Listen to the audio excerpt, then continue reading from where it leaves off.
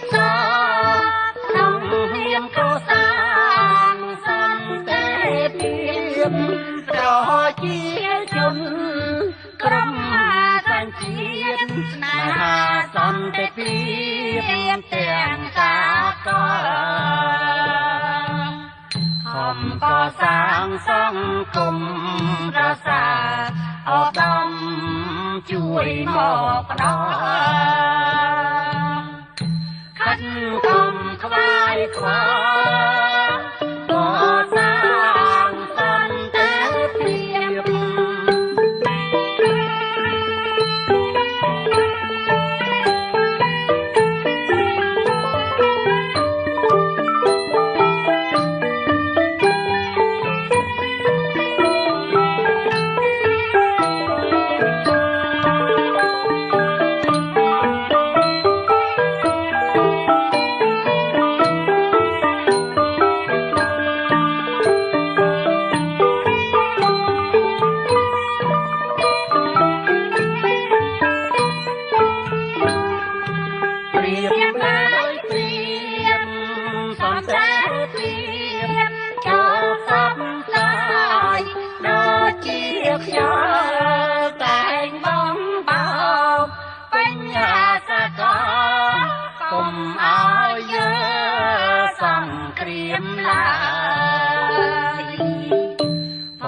ចាងក្តីទុក